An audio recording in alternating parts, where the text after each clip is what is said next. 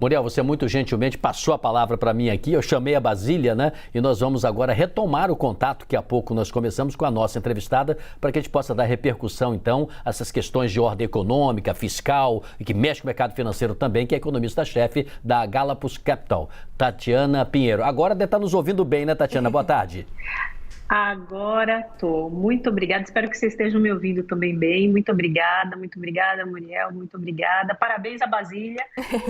Eu sou assídua.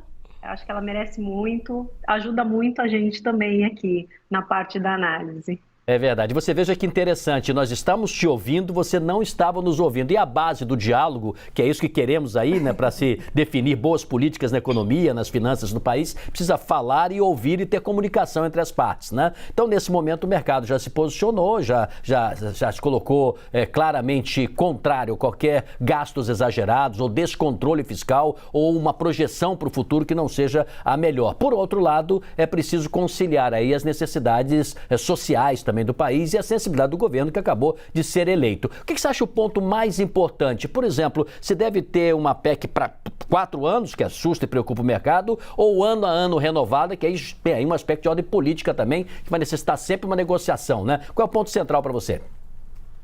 O ponto central é a definição do novo arcabouço fiscal. Esse que é o ponto central.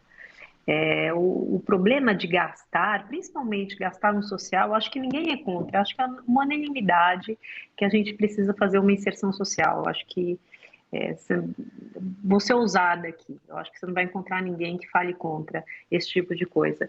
Mas você tem que ter financiamento. Você tem que mostrar para onde que você está indo. A discussão é mais longa que isso. Não é de cada ano, não é da mão para a boca, né? Porque discutir a cada ano é uma política da mão para a boca, né? Não é 4 anos, é mais longo que isso. É bem mais longo que isso. A gente precisa ter um novo arcabouço fiscal, uma forma de falar, olha, vamos gastar, o plano é esse, nós vamos gastar mais com determinados objetivos e a forma de financiar esses gastos são essas. A gente quer chegar numa estabilização de dívida num determinado patamar em tantos anos. É isso que é principal, é uma discussão de mais longo prazo. A gente continua muito curto-prazista. Esse que é o grande problema, na Tatiana, minha opinião. aproveito para te perguntar também que a gente ouviu o Geraldo Alckmin falando em entrevista a Thais Arbex que o novo governo trabalha com um novo modelo de âncora fiscal. Eu vou até separar o trecho que ele fala. Ele diz o seguinte, que a proposta é uma conjunção de 3 fatores, basicamente. Superávit primário com a perspectiva de curva da dívida e gastos do governo. Dessa forma, te agradaria? Então, não dá para falar sobre 2 frases, né? A meta primária a gente já teve como arcabouço, como uma das principais regras, melhor dizendo, como uma das principais travas fiscais do país, né? E funciona muito bem, né? Uma coisa que eu gosto muito de lembrar é que de 2003 a 2010, vamos fazer a média, né? Mas pode excluir também, podemos fazer de 2003 a 2008, mais especificamente. O resultado primário do país era superavitário, foi superavitário em média 3% do PIB ao ano. E foi o período que a gente cresceu bastante. Responsabilidade fiscal, disciplina fiscal, ela não se contrapõe a crescimento econômico e a distribuição de renda. Muito pelo contrário. Foi o período onde acho que a inserção da classe D e E, né, a retirada das pessoas, de uma grande parte da população da linha da pobreza, acontece nesse momento, ou se inicia nesse momento, com sequências de superávites primários de 3%. Acho que isso é uma coisa que tem que ser ressaltada, né? A previsibilidade e a solvência fiscal, ela ajuda no país no crescimento, seja por 2 pontos. Primeiro ponto, porque libera o setor privado para investimentos, né? E isso é altamente produtivo para um país. E segundo, ampliando a confiança do nosso país, principalmente internacionalmente, atrai investimento externo.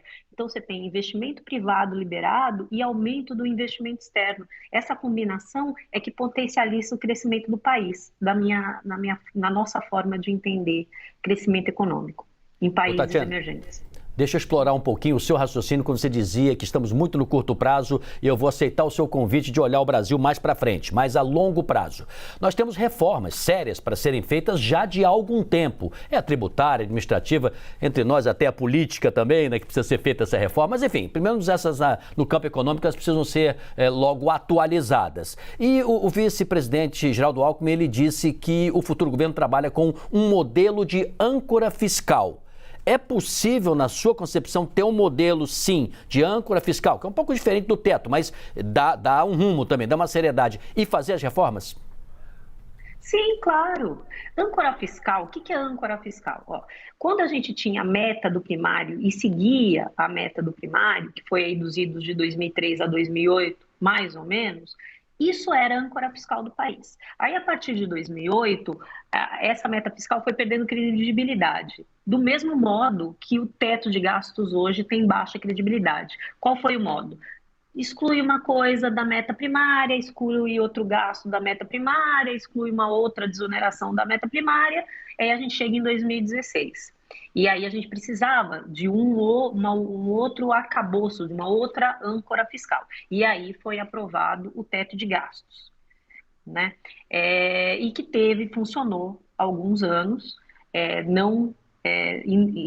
livre de críticas, mas funcionou há alguns anos, e agora a gente está nesse mesmo ponto que a gente já esteve lá atrás com a meta fiscal, que é, olha, a atual âncora fiscal, que é o que diz como que a gente resolve, né, a gente pretende resolver o desbalanceamento entre receitas e despesas no país ao longo dos anos. Essa âncora atual, ela está descrente, né? Ela tem uma baixa credibilidade e ela está sob debate, né? Então, se precisa debater uma nova âncora fiscal que seja crível.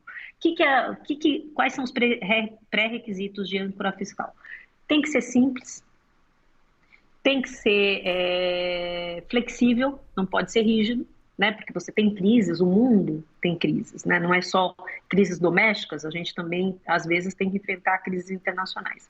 E tem que ser crível, as pessoas têm que acreditar que o Estado tem capacidade de implementar e executar essa âncora fiscal.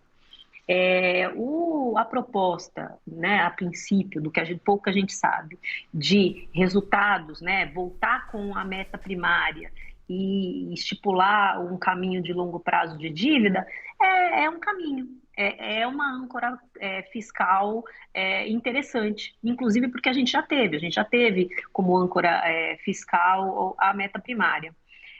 A questão toda você ter só a meta, por exemplo, de dívida, que é uma coisa que de vez em quando se discute, aí sim não é crível, porque assim, você precisa chegar lá, né? Como é que você entrega essa dívida? Você precisa chegar nesse ponto. Então, a combinação de meta primária com uma visão de longo prazo de dívida é positivo, sim. Nós conversamos com a Tatiana Pinheiro, ela é chefe da Galápagos Capital. Muito obrigada, viu? Economista-chefe, inclusive. Obrigada pela participação. Uma boa tarde para você.